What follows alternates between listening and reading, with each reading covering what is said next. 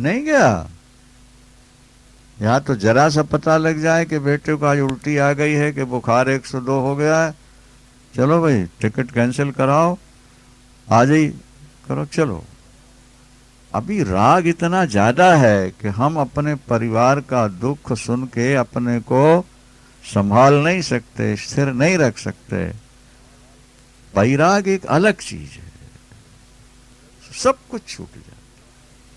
विवेक, वैराग्य, ये पहले व्याख्या हो चुकी है, दोबारा रिपीट कर रहे हैं, और बार बार इसलिए कर रहे हैं कि ये बात बुद्धि में बैठ जाए।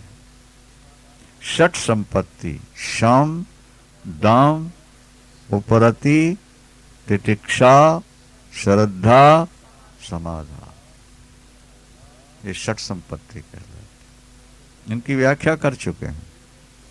अब फिर है मोक्ष की तीव्र इच्छा। मोक्ष की तीव्र इच्छा, इच्छा ही नहीं, उसके साथ तीव्र शब्द है। हमको स्वरूप का बोध होना चाहिए, हमको मुक्ति मिलनी। आत्मई वेदम जगत सर्वं ज्ञातम येन महात्मना। यहां महात्मा शब्द का प्रयोग किया गया। जिसने शरीर को ही अपनी आत्मा माना है और शरीर से नाता रखने वालों को अपना माना, वो जीवात्मा है, और सारे जगत मेरी आत्मा है। आत्मई वेदम जगत एतत् सर्वम जगत ममैव आत्मा। ये सारा जगत मेरी। ज्ञातम येन महात्मना, जिस महात्मा के द्वारा ऐसा ज्ञान प्राप्त हो गया है, उस महात्मा के द्वारा यदृच्छया वर्तमानम तम निषेधुक क्षमेत कहा, वो अपनी मौज में जी रहा है। अब उसके ऊपर कोई टोका टाकी कर नहीं सकता, उसके ऊपर अब किसी प्रकार का बंधन, ना सामाजिक बंधन है, ना पारिवारिक बंधन है, ना धार्मिक बंधन है, ना राजनीतिक बंधन है। वो अपनी मौज में जी रहा है, और वो जैसा कर रहा है वही धर्म है उसके लिए। ना उसको पाप लगेगा, न पुण्य का स्पर्श होगा। क्या महाराज जनक कहते हैं, गुरुदेव जिसके अंदर द्वैत रहा ही नहीं, क्या जब द्वैत नहीं रहेगा ना, तो पाप और पुण्य की परिभाषा बदल जाएगी। ज्ञानी के लिए न पाप है, न पुण्य है, न स्वर्ग है, न नरक है, नहीं समझ में। न दुख है, न सुख है, न संयोग है। संयोग और वियोग किसको होता है? अज्ञानी को, क्योंकि जो सीमा में जी रहा है तो उनका तो वियोग होगा। वो सारा जगत जिसकी अपनी आत्मा, वियोग कहां से हो, किससे होगा?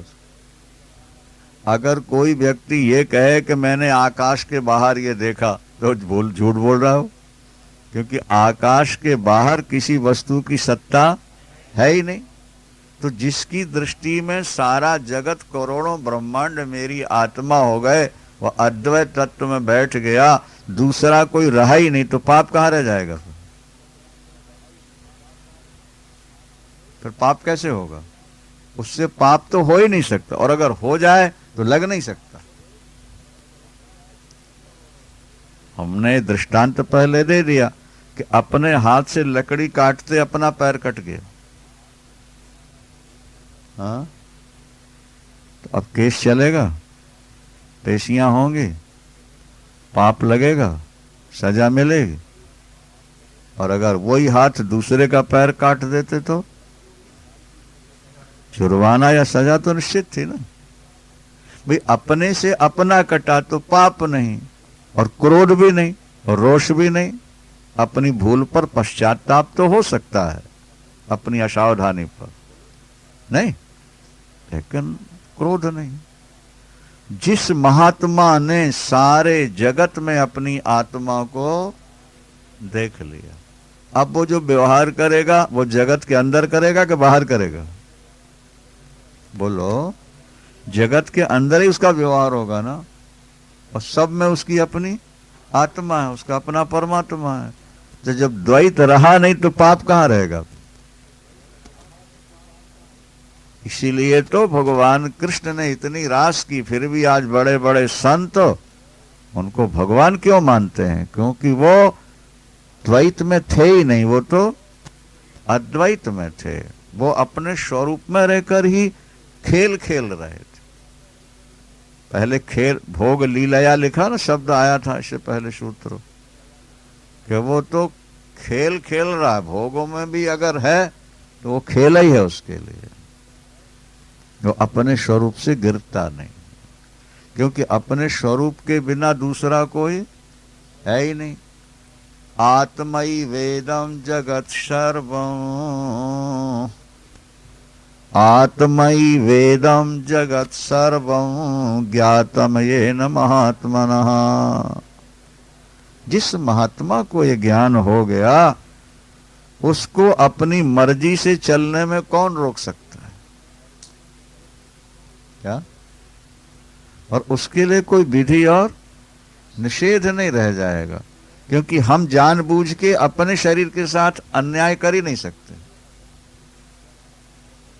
हम जानबूझकर अपने शरीर के साथ, हम जानबूझकर अपना अंग काट ही नहीं सकते। धोखे से कट जाए अलग बात, हम जानबूझकर कभी हम अब दांतों से जीभ काट ही नहीं सकते। वो भोजन करते असावधानी से कट जाए अलग बात है, क्योंकि हम पूरे शरीर में अपनी आत्मा को देखते हैं। तो हमारा किसी भी अंग के साथ हो द्वेष नहीं है, परायापन नहीं, इसलिए हम किसी भी अंग को दुख नहीं पहुंचाना चाहते। इसी तरह जिसने सारे जगत में अपनी आत्मा को देख लिया, तो तकलीफ किसको कष्ट देगा, किसको दुख देगा, किसके साथ अत्याचार करेगा, किसके साथ दुराचार करेगा। और अगर प्रारब्ध में उसके कोई थोड़ा सा अंश पूर्व जन्म का रह गया है, और उस समय भी उससे कोई शास्त्र के विरुद्ध कुछ हो गया, तो बोले उसका पाप पुण्य उसको नहीं लग सकता, वो तो कमल पत्रवत निर्लिप्त ही रहेगा। ये ज्ञानी की महामहिमा है। आ ब्रह्म स्तंभ पर्यंते भूतग्रामे चतुर्विधे विज्ञस्यैव सामर्थ्यम इच्छा निच्छा विवर्जने। ब्रह्मा से लेकर कीड़ी पर्यंत, कीट पतंग पर्यंत 4 प्रकार के जीव संसार में होते हैं। वैसे 84 लाख प्रकार के जीव माने गए ना, लेकिन इनकी उत्पत्ति के 4 ही केंद्र हैं। क्या? अंडज, पिंडज, स्वेदज, उद्भिज्ज। 4 प्रकार हैं उत्पन्न होने के। कुछ पक्षी तो अंडा के रूप में आएंगे पहले,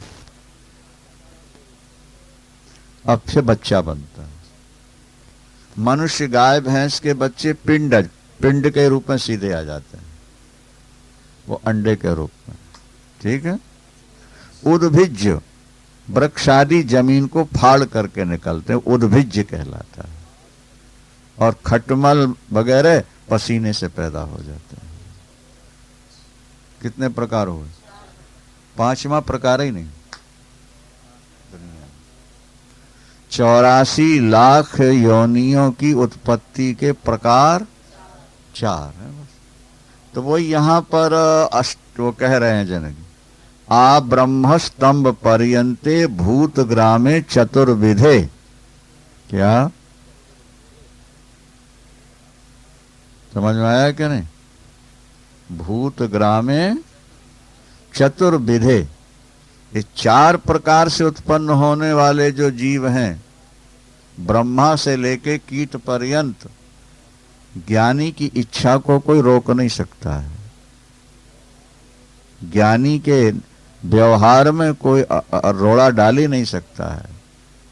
और ब्रह्मा तक इच्छाओं के कारण बंधन में है।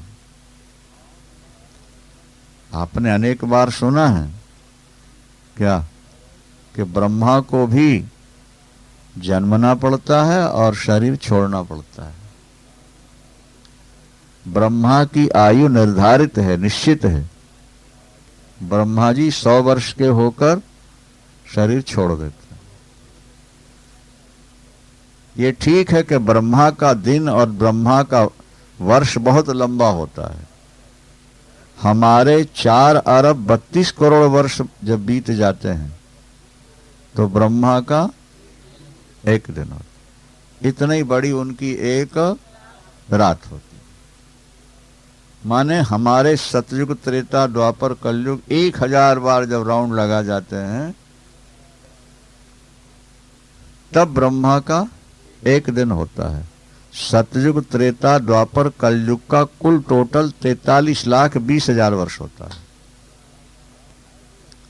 17,28,000 वर्ष का होता है सतयुग। कैलकुलेट कर लो, आप हिसाब लगा लो। 17,28,000 वर्ष का बोलो सतयुग, और 12,96,000 वर्ष का त्रेता, और 8,64,000 वर्ष का द्वापर, और 4,32,000 वर्ष का कलयुग। अब कुल कितने हो गए आप लोग कैलकुलेट कर लेना। हाँ, कलयुग छोटा है। ये कुल 43,20,000 वर्ष होंगे।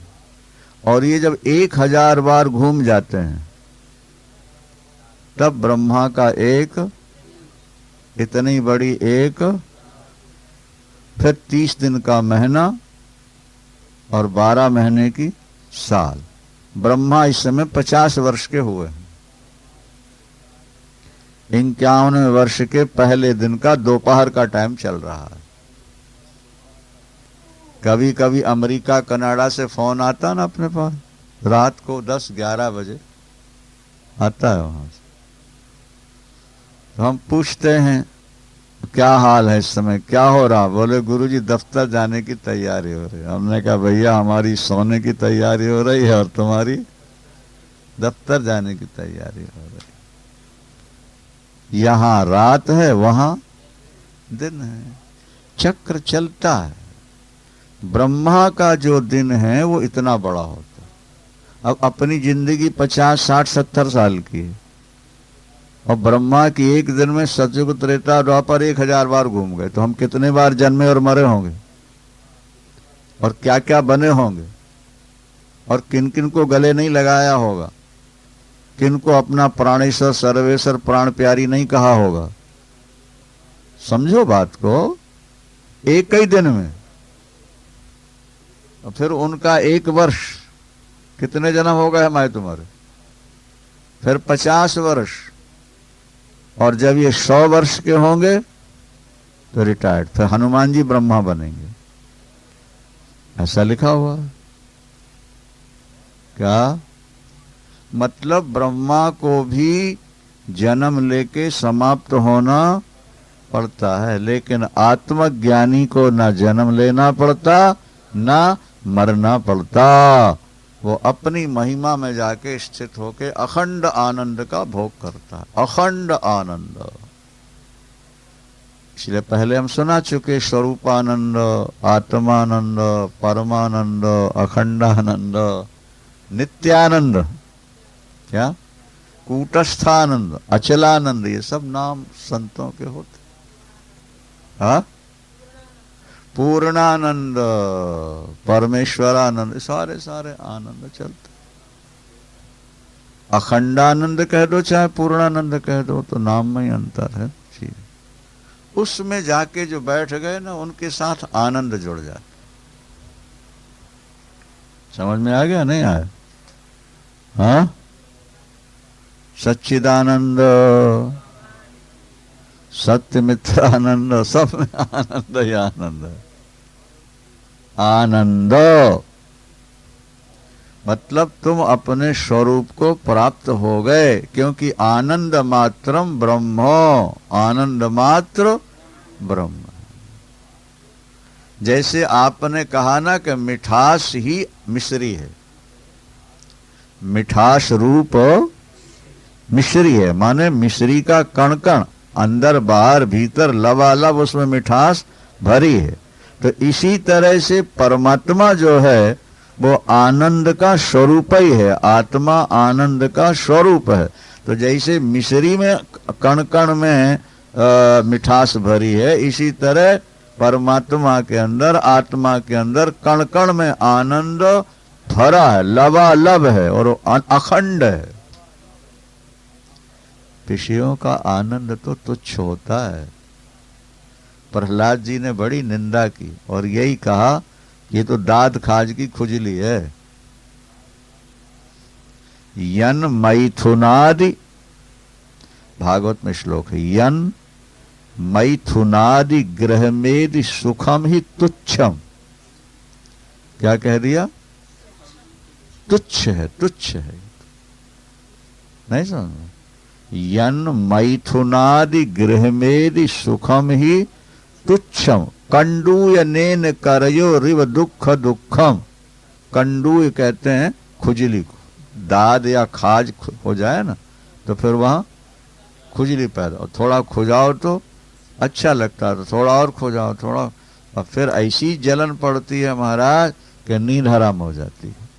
तो ये विषय भोगों की जो खुजली है और इसका जो क्षणिक आनंद है, इसने सारे जीवन को तनाव टेंशन में जीने के लिए मजबूर किया है। घर में सब कुछ है लेकिन शांति नहीं है। क्यों? बोले विषय सुख की लालसा है, जैसा हम चाहते हैं मिलता नहीं, जिसको चाहते हैं वो मिलता नहीं, जिसे नहीं चाहते वो सामने खड़ा हुआ है। व्यक्ति रोटी कपड़े से दुखी नहीं है। क्या? व्यक्ति अपनी महत्वाकांक्षाओं से, अपनी अतृप्त वासनाओं से दुखी है।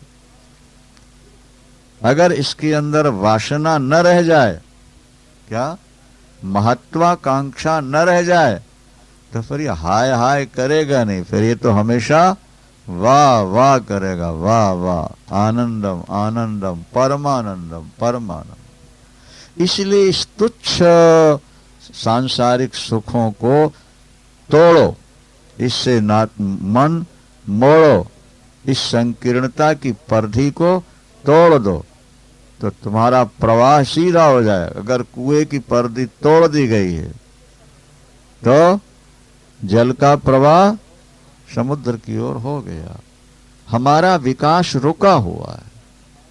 हमारे अंदर ऊर्जा, एनर्जी, विल पावर बहुत भरा पड़ा है, क्योंकि हम पूर्ण से पैदा हुए हैं और हम पूर्ण ही हैं।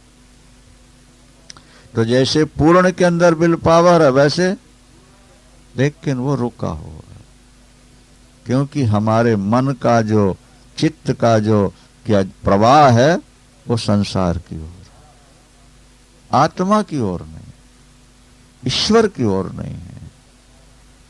हमारा चित्त, हमारा मन सदा इंद्रियों के माध्यम से भोगों में बैठा रहता है।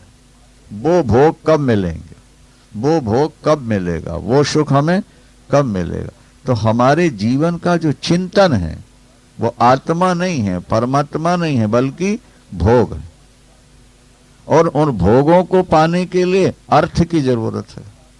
इसलिए फिर अर्थ भी कमाओ, और अर्थ कमाने में झूठ भी बोलना पड़ेगा, श्रम भी करना पड़ेगा, और मिल गया धन तो उसको संभालने की भी चिंता हो जाएगी, और कहीं चला गया तो हार्ट फेल की नौबत हो जाएगी। अरे ये संसार में तनाव ही तनाव तो है महाराज, दुख ही दुख तो है।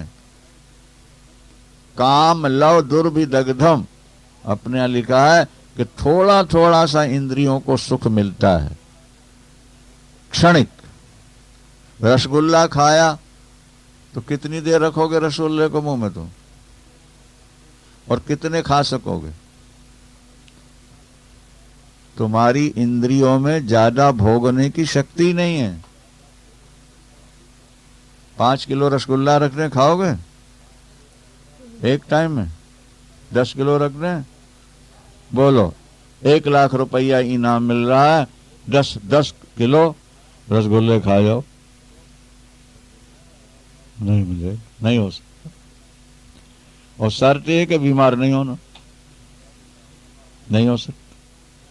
तुम्हारी इंद्रियां ना तो बहुत दूर का भोग भोग सकती हैं और ना बहुत समीप का आनंद ले सकती हैं। बीच बीच का थोड़ा थोड़ा सा आनंद क्षण क्षण का। थोड़ी सी चाय चूस ली, थोड़ा बिस्कुट खा लिया, थोड़ा कुछ सुन लिया, नहीं कुछ थोड़ा परिवार से मिल लिया, अपने प्यारे से मिलके बैठ गए, दो बातें कर ली, क्या थोड़ा थोड़ा सुख है ये तो। और सारा दिन सुबह से शाम तक नाचते रहो, दौड़ते रहो, घर का करो, बाजार का करो, बच्चों का करो, पति का करो, करते करते जिंदगी जा रही है तुम्हारी तो। नहीं, अभी एक दिन हमने सुनाया था कि अपनी अपनी कक्षा में दोनों नाच रहे हैं। जब नंदोत्सव मनाया जाता है ना, तो पुरुष लोग अपनी कक्षा में नाचते हैं, और देवियां तो तुम्हारी कक्षा है घर, और इनकी कक्षा है बाजार, दुकान।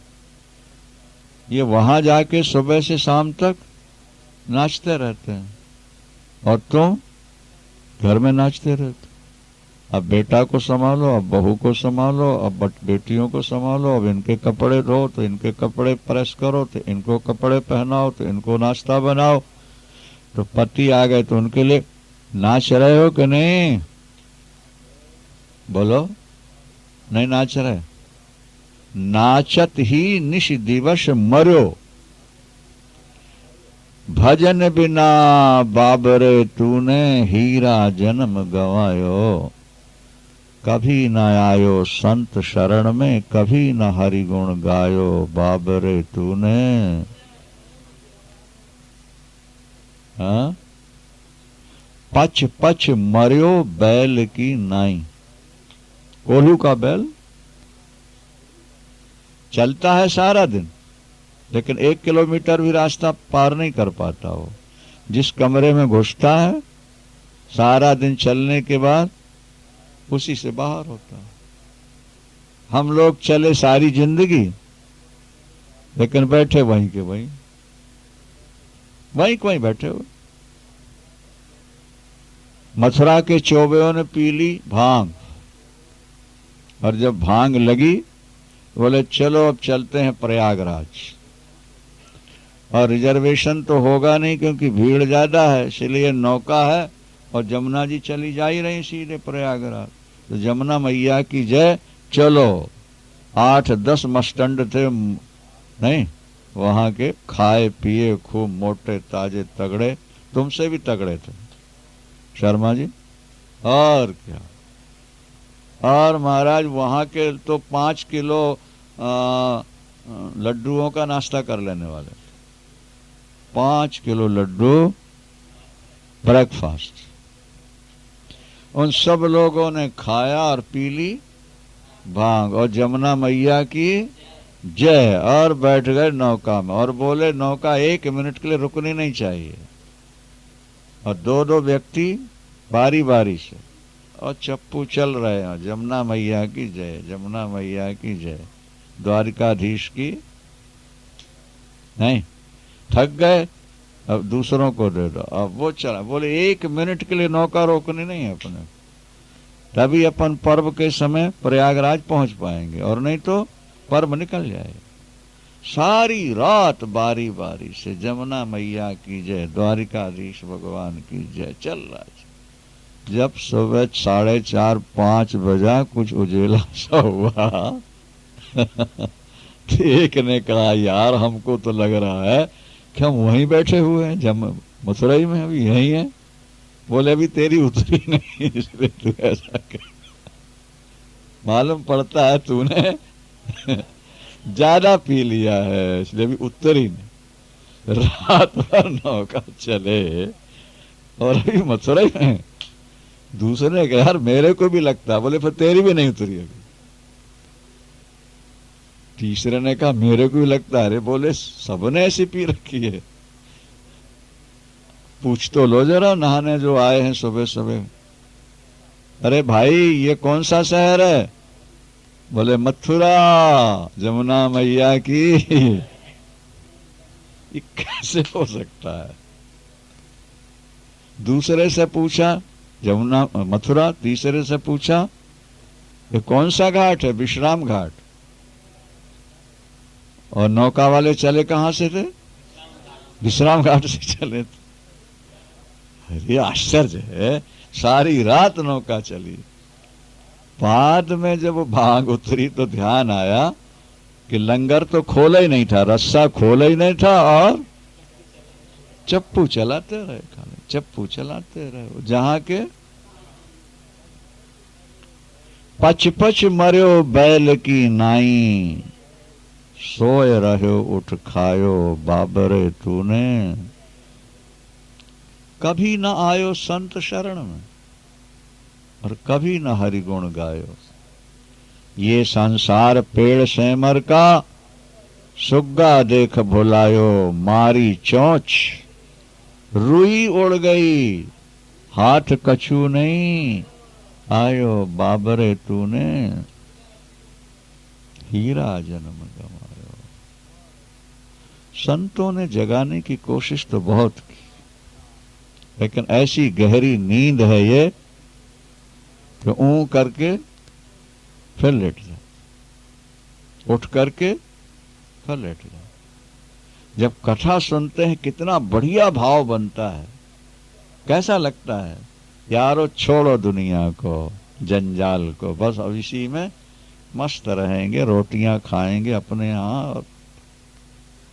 लेकिन बस थोड़ी देर बाद चलो भाई जरा एसटीडी चलो, जरा देखो बच्चों का क्या हाल है, सुबह से उनका फोन नहीं आया, जरा फोन करो। मुश्किल है, बहुत मुश्किल। ये संसार हाट बनिए की, ये संसार हाट बनिए की, सबको सौदा लायो। हाट बाजार लगती है ना गांव देहातों में, छोटे शहरों में, तो व्यापारी लोग अपना अपना सामान लाते हैं, बेचते हैं, प्रॉफिट लेके जाते हैं।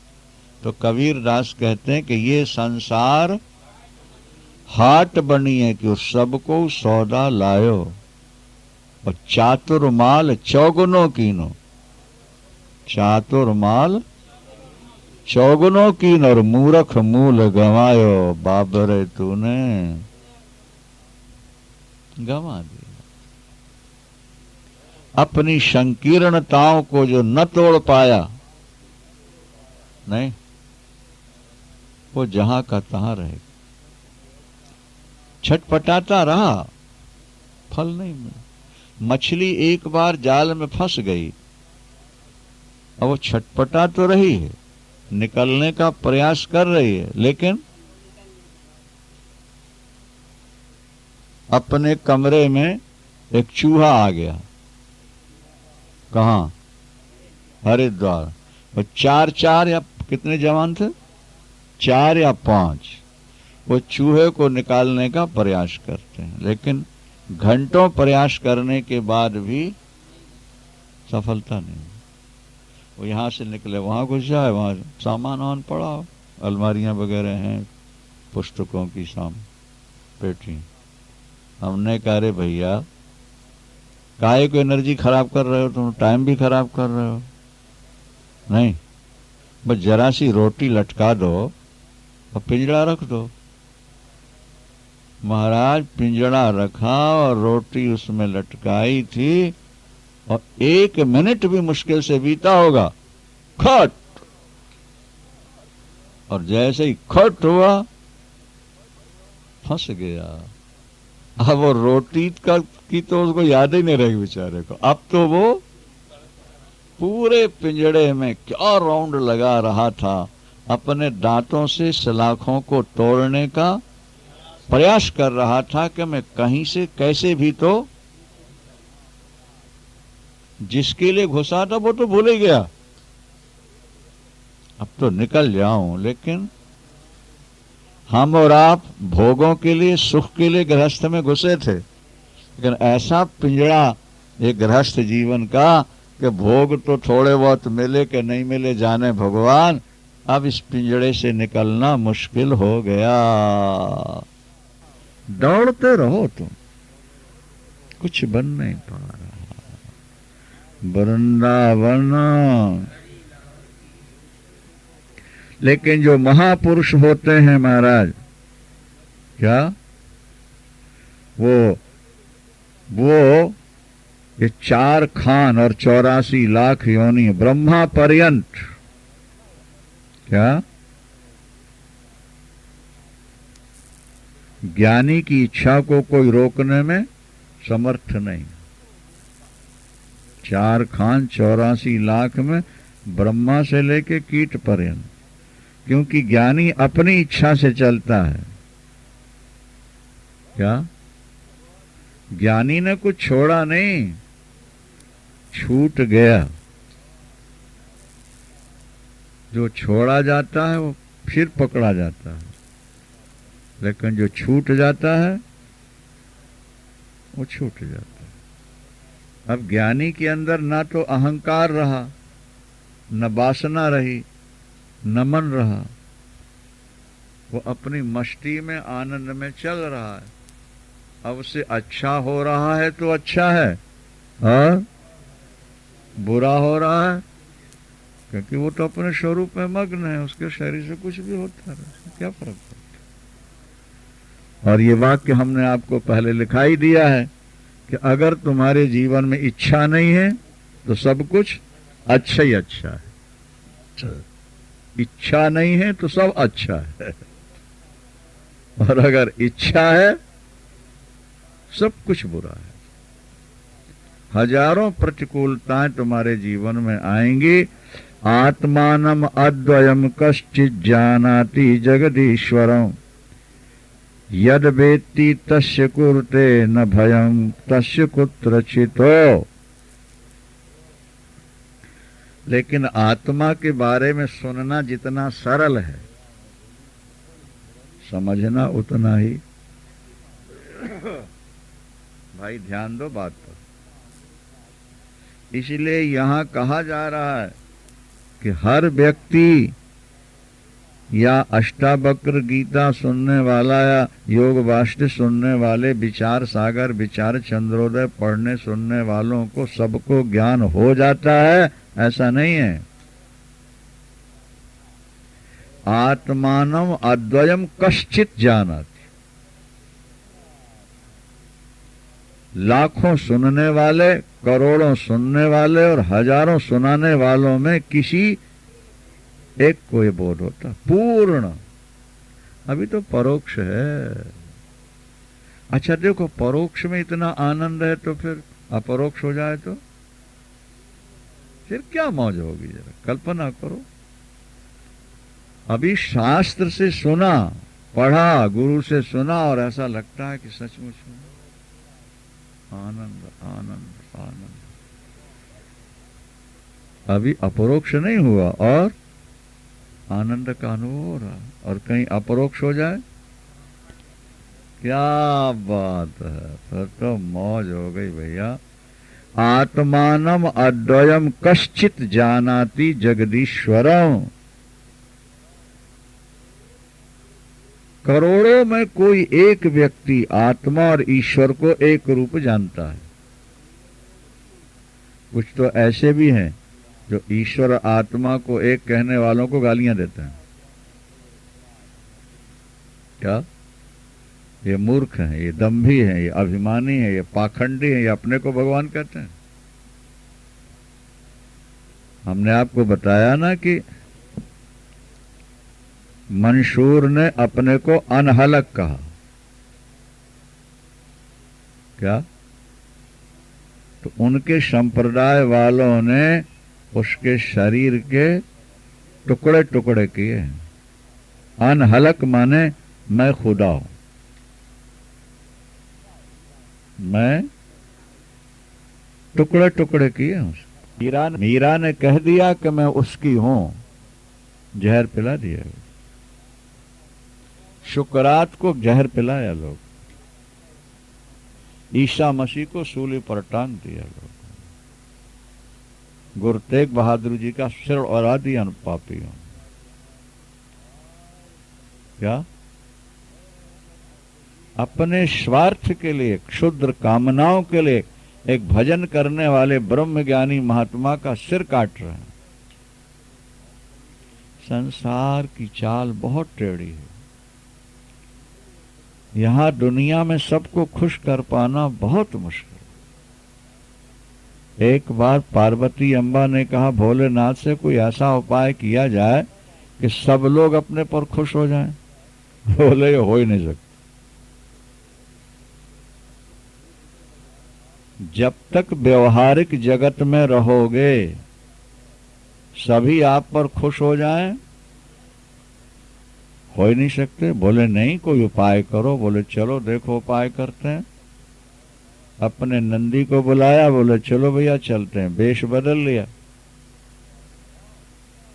गणेश, अम्बा पार्वती और भगवान शंकर तीनों बैल को लेकर चल रहे हैं। जरा सुनो ध्यान से। तीनों पैदल जा रहे हैं। आने वाले लोग कह रहे हैं कैसा मूर्ख है, वाहन साथ में है और पैदल जा रहे हैं। गणेश जी को बैठा लो, बेटे को बैठाल दिया।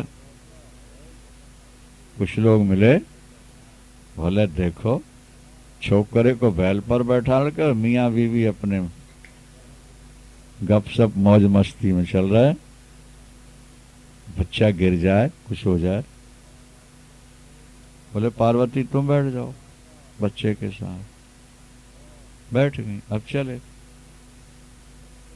कुछ और मिल गए। बोले कैसा जोरू का गुलाम है, श्रीमती को बैठा ले सवारी पर और खुद ही पैदल चल रहा। बोले चलो तीनों बैठ जाओ। फिर कुछ मिले। बोले कैसा मूर्ख है, एक बैल पर तीन तीन सवार हो रहे हैं। अच्छा पार्वती तुम उतर जाओ। उतर। फिर कुछ मिले। बोले कैसा मूर्ख आदमी, पत्नी को पैदल चला रहा है और आप बैल पर बैठा हुआ। भगवान शंकर ने कहा पार्वती अब बता कैसे खुश कर, क्या उपाय है। तीनों पैदल चलें तो टोका टाकी है, तुझे बैठा लें तो टोकते हैं, मैं बैठूं तो टोकते हैं, तीनों को बैठा लें तो टोकते हैं, तीनों पैदल चलें। ये दुनिया की चाल बहुत टेढ़ी है। दुनिया में आप सबको खुश कर ही नहीं सकते। बस अपना रास्ता ठीक हो। और दुनिया कहती है कहने दो, तुम अपनी मस्ती चाल से चलते रहो वृंदावन। क्योंकि तुम्हारी भाषा को, तुम्हारे भाव को, तुम्हारे ज्ञान को अज्ञानी कभी समझ ही नहीं सकता। तुम्हारी भाषा और तुम्हारे भाव और तुम्हारे ज्ञान को ज्ञानी ही समझ सकता है। और दुनिया में ज्ञानी ज्यादा है कि अज्ञानी ज्यादा है? अज्ञानी ज्यादा है। तो वो तुम्हारी आलोचना तो करेंगे, वो तुम्हें बदनाम करने की कोशिश करेंगे।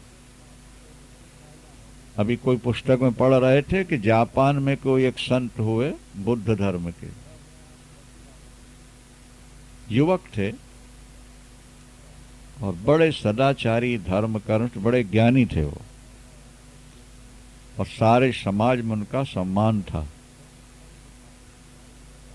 नहीं, हजारों लोग उनकी कथा सुनने आते थे। तो विरोधियों के दिल में आग लगी, ईर्ष्या हो गई।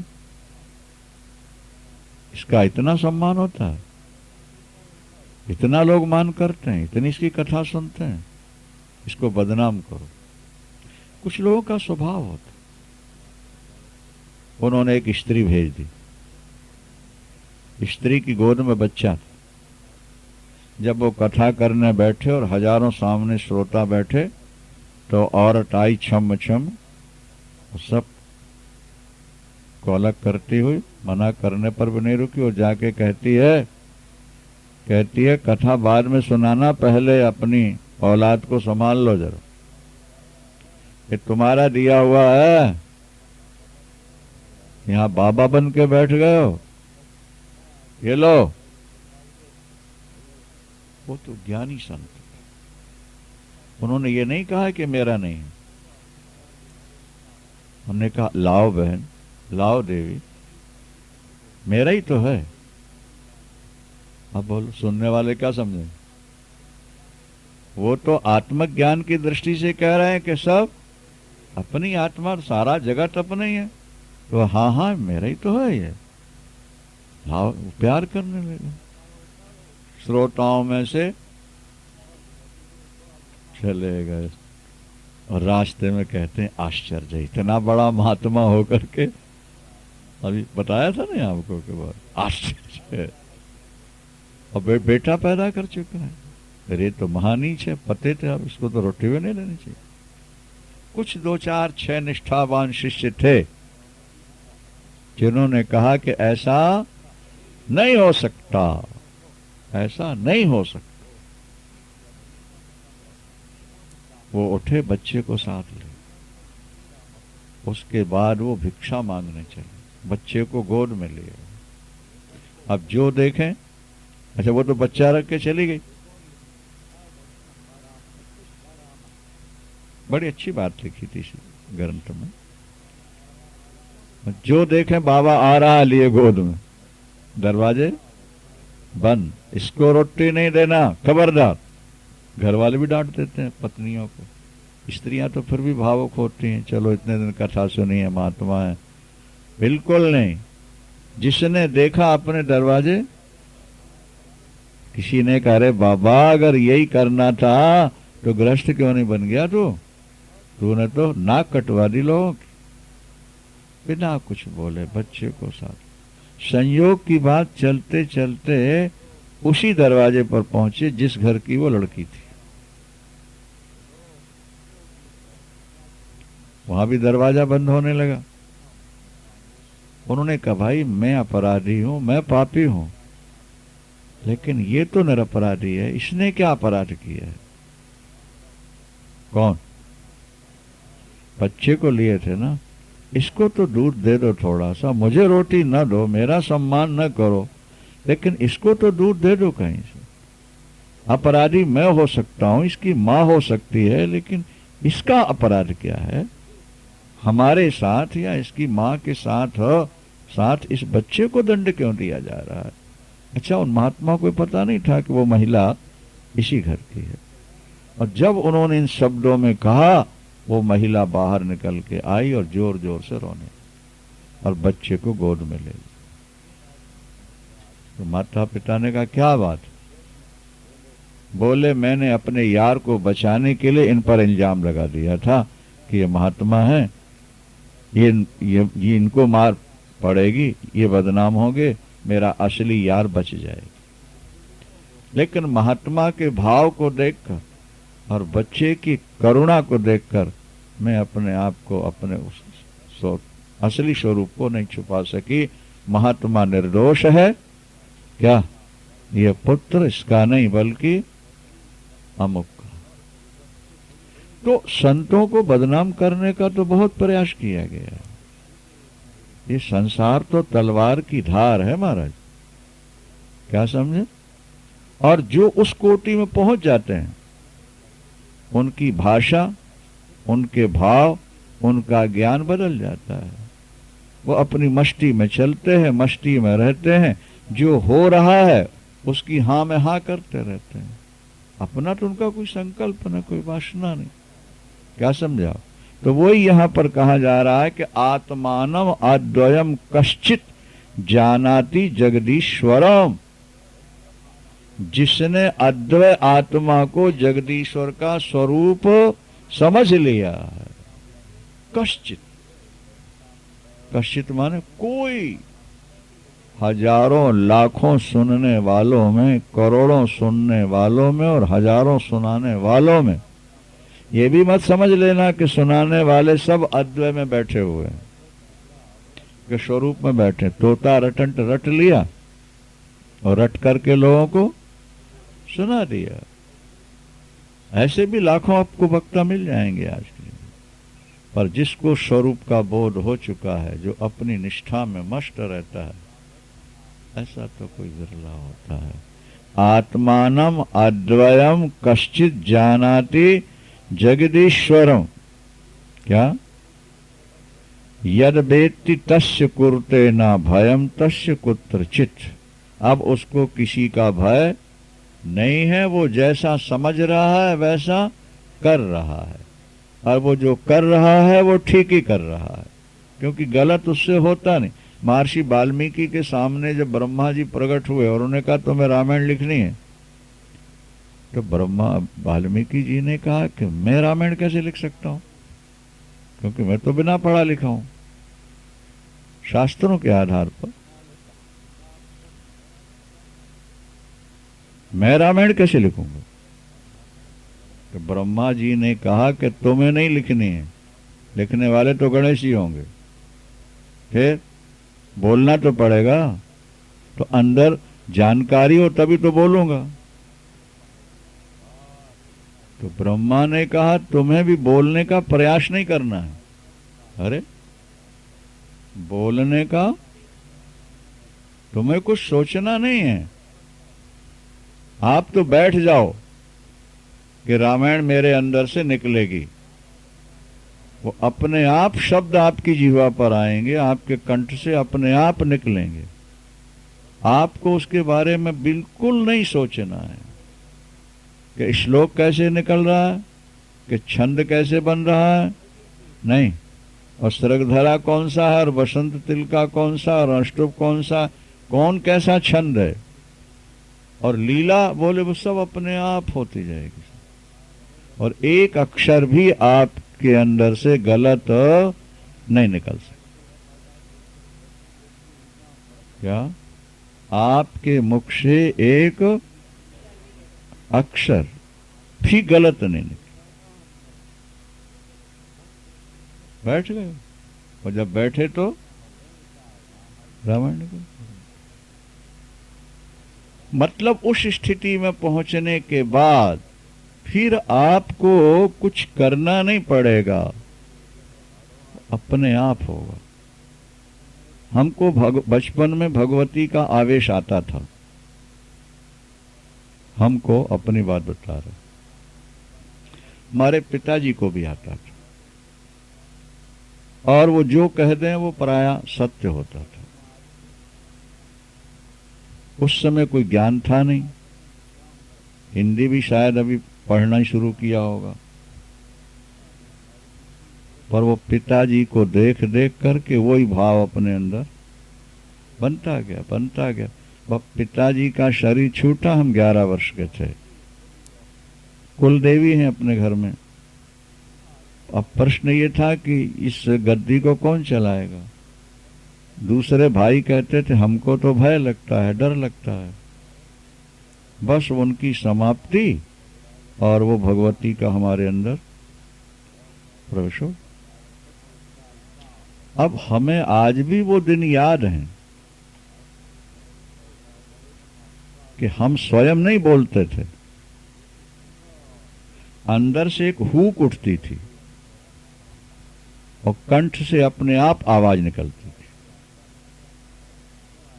हमें ऐसा लगता था कि हम न्यूट्रल हैं, हमारे अंदर से कोई बोल रहा है, और वो जो बोल जाए वो सत्य होता था। जो बोल जाए वो सत्य होता। गांव के लोगों ने कई तरह की परीक्षाएं भी ली, लेकिन ठीक होता। अब जब संतों में आए और ये आत्मज्ञान और भक्ति की बात चली तो वो थोड़ा सा भाव कम हो गया। ठीक, अब तो कभी गहराई से चिंतन करें तो बात फिर आती है दिमाग में। नहीं तो यही था कि मां कृपा करो, अब तो शांत रूप। अष्टु, हमें इस बात का पूर्ण बोध है कि जब वो पवन आती थी और जो मुख से निकल जाए वो सत्य होता, तो हमको सोचने के लिए मजबूर होना पड़ा कि जैसे ये पवन आकर के जो बुलवा रही है वो सत्य हो रहा है, तो जिनके अंदर परमात्मा साक्षात प्रकट हो गए हैं, ब्रह्म तत्व का जिनको बोध हुआ, आत्म तत्व का, फिर उनसे जो भी क्रियाएं होती हैं वो ठीक होती हैं, उसमें कोई गड़बड़ कुछ नहीं होगा।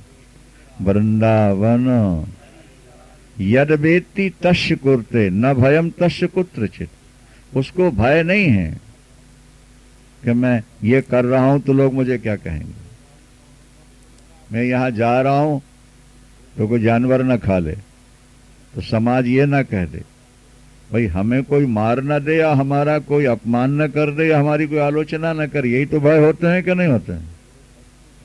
वो सारे भय उनके निकल चुके थे, वो अपनी स्वरूप स्थिति में बैठ गए थे। इसलिए उन्होंने कहा जो हो रहा है और ठीक है। अष्टावक्र बहुत प्रसन्न हुए, उन्होंने सोचा जनक को ज्ञान हो गया है। नहीं, प्रथम प्रकरण सुनाया अष्टावक्र जी ने और दूसरे में फिर उनकी परीक्षा ली, और ऐसा नहीं होना, ऐसा नहीं होना, ऐसा नहीं होना, ठीक है। अब फिर अष्टावक्र जी के प्रश्नों का उत्तर दूसरे प्रकरण में दिया और उन्होंने कहा गुरुदेव ऐसा नहीं, ऐसा है, ये ठीक सटीक उत्तर दिया। समझ गए कि इसको आत्मज्ञान हो चुका है, अगर न होता तो मेरे शब्दों में ये विचलित हो सकता था। और उसके बाद फिर अष्टावक्र जनक जी ने कहा, उसका उत्तर बोलो, फिर जनक ने दिया। अब फिर अष्टावक्र जी कह रहे हैं, पहले में बोले अष्टावक्र, दूसरे प्रकरण में बोले जनक, तीसरे में बोले अष्टावक्र, चौथे में बोले जनक, अब पांचवें में फिर अष्टावक्र बोले। अष्टावक्र जी पांचवें प्रकरण में फिर बोलते हैं क्या, पांचवें प्रकरण में फिर बोलते हैं शिष्यों की परीक्षा जो ली जाती है ना, वो सीधी सीधी नहीं, थोड़ा उल्टे ढंग से भी ली जाती है। उनकी बुद्धि की परीक्षा लेने के लिए। उदाहरण के तौर पर अध्यापक ने विद्यार्थियों से कहा, बच्चों दौड़ो, नदी में आग लगी है, बुझाओ। सारे बच्चे भाग गए, एक बच्चा खड़ा रह गया, नहीं गया। सारे गए, तुम क्यों नहीं जाते? गुरुदेव नदी में आग कैसे लगेगी, पानी में आग तो लगती ही नहीं। क्या? गुरुदेव ने कहा शाबाश, तुम्हारी बुद्धि प्रखर है, तुम्हारी सोचने की शक्ति प्रखर है। ये बौद्धिक परीक्षण है, ये बुद्धि का परीक्षण है कि तुम्हारे अंदर विवेक कितना होता। इसी तरह से अष्टावक्र जो कह रहे हैं, वो इसीलिए कह रहे हैं कि दूसरों को भी इसका समाधान मिलता रहे। और जनक इसका उत्तर क्या देते हैं, पर जो जनक जो उत्तर दे रहे हैं वो सटीक है, यथार्थ है। इससे अष्टावक्र जी को ऐसा लग रहा है कि जनक को बोध, आत्म तत्व का बोध हो गया। अब इस सूत्र में क्या कह रहे हैं सुनिए आप। क्या ये कहते हैं, नते संगोष्टु केनापि किम शुद्धस्त्यक्तुमिच्छसि संघात विलयन कुर्वम कुर्बन नेवमेव लयम ब्रजो। अष्टावक्र ने कहा, राजन तुम्हारा किसी के साथ संग नहीं है, तुम शुद्ध हो, फिर तुम त्याग किसका करना चाहते हो? क्या? त्याग का तो प्रश्न ही नहीं है, पदार्थ नहीं त्यागना है, पदार्थ त्यागने वाला जो अभिमान तुम्हारे अंदर बैठा है उसको त्यागना। जनक का तो त्याग हो ही गया है, तो संसार को उद्बोधित किया जा रहा है। राजन, अपनी वस्तु का त्याग किया जाता है। क्या? अपनी वस्तु का त्याग होता है, अपनी वस्तु का दान होता है, पर जो अपनी है ही नहीं उसका त्याग कैसे? भाई एक संत कहते हैं कि मैंने करोड़ों की संपत्ति छोड़ी, क्या इसका मतलब है कि उन्होंने करोड़ों की संपत्ति को अपना माना था, इसलिए आज वो कह रहे हैं कि हमने छोड़ा है। लेकिन आत्मा का अपना तो कुछ है ही नहीं, आत्मा का अपना ही स्वरूप है, सत चित आनंद और बोध रूप है, क्या चेतन है। बाकी जितने पदार्थों को तुमने अपना माना है वो तो अहंकार के माध्यम से माना है।